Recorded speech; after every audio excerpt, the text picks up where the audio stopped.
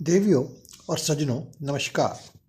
मैं आपका एस्ट्रोलॉजर पंडित एस.के. शर्मा अपने यूट्यूब चैनल ज्योतिष डिवाइन एस्ट्रोलॉजी में आपका एक बार फिर से हार्दिक अभिनंदन करता हूं। दोस्तों, आज जो मैंने आपके लिए एक वीडियो बनाया है वो एक बहुत ही महत्वपूर्ण विषय पे है, जो है ज्योतिष में चंद्रमा का महत्व। भारतीय ज्योतिष में चंद्रमा को एक मुख्य ग्रह माना जाता है। नवग्रहों में सूर्य के बाद दूसरा सबसे महत्वपूर्ण ग्रह चंद्रमा को ही माना जाता है।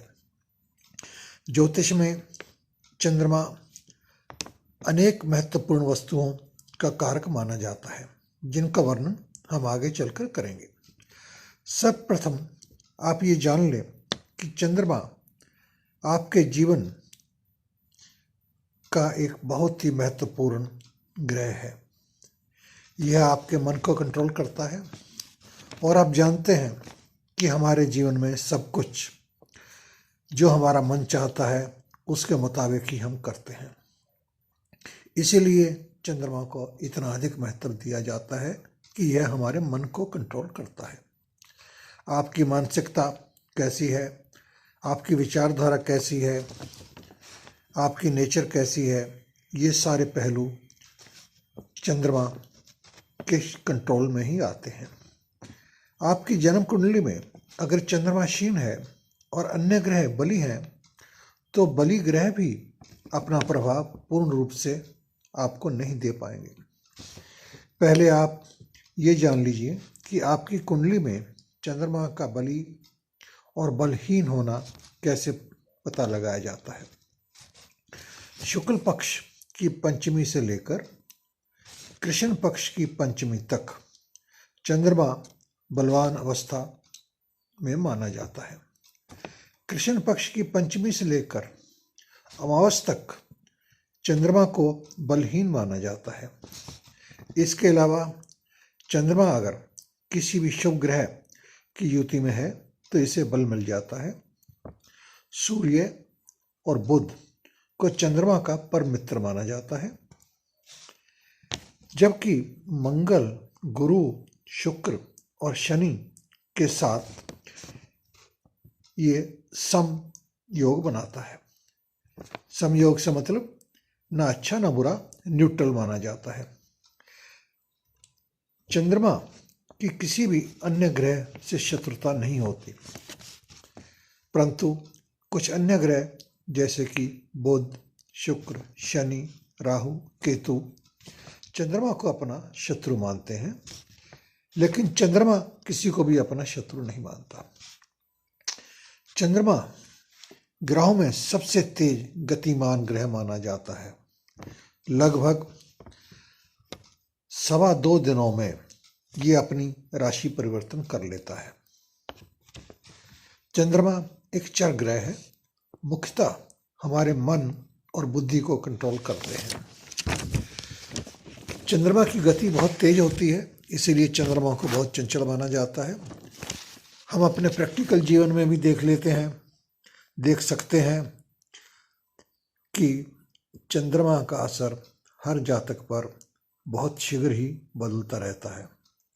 आज हमारा मूड बहुत अच्छा है, कल हो सकता है हमारा मूड इतना अच्छा ना हो। इसके अतिरिक्त चंद्रमा हमारी माता, संपत्ति, राजकृपा, वनस्पति और सफेद चीजों का भी कारक है, और रात्रि पर भी इनका विशेष अधिकार रहता है।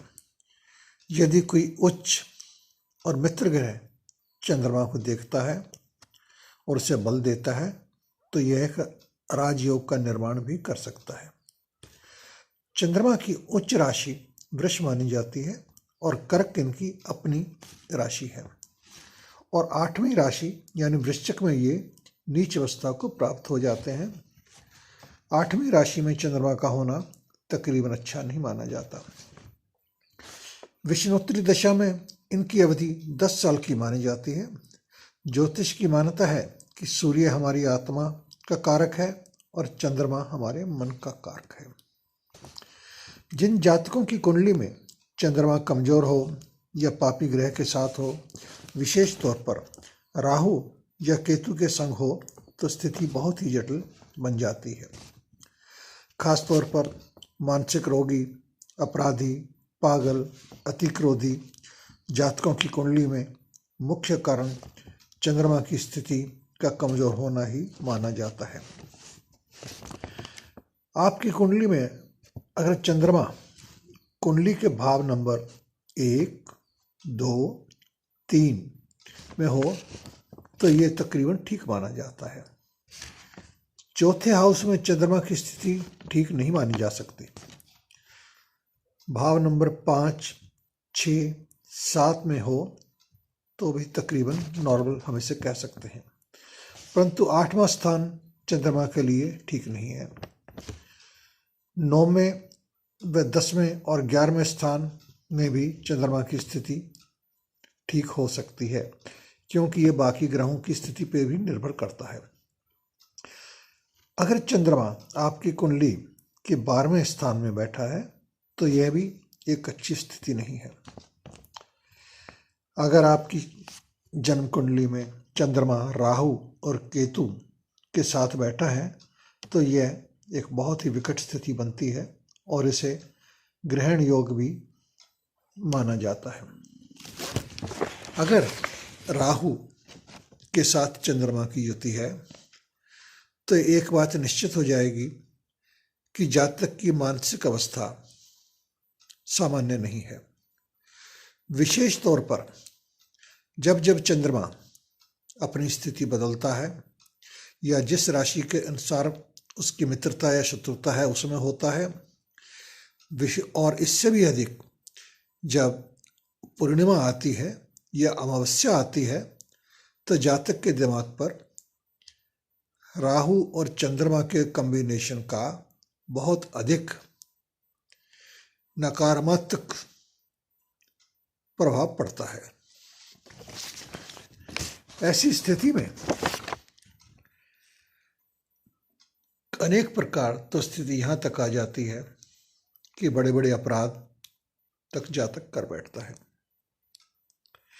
इसके लिए आवश्यक है कि आप ऐसे जातक की जन्म पत्रिका किसी अच्छे विद्वान ज्योतिषी को दिखाएं और इसके बारे में समाधान प्राप्त करें।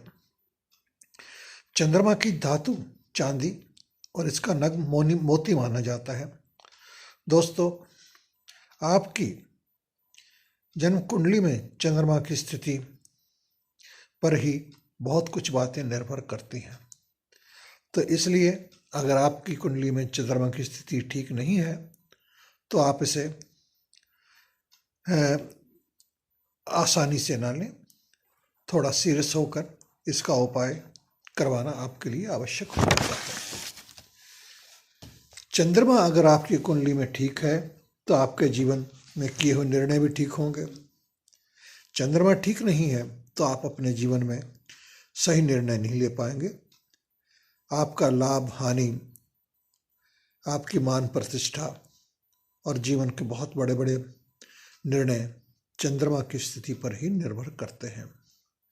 इसी से चंद्रमा के महत्व का हमें पता लगता है कि चंद्रमा का हमारे जीवन में और हमारी कुंडली में कितना बड़ा योगदान है।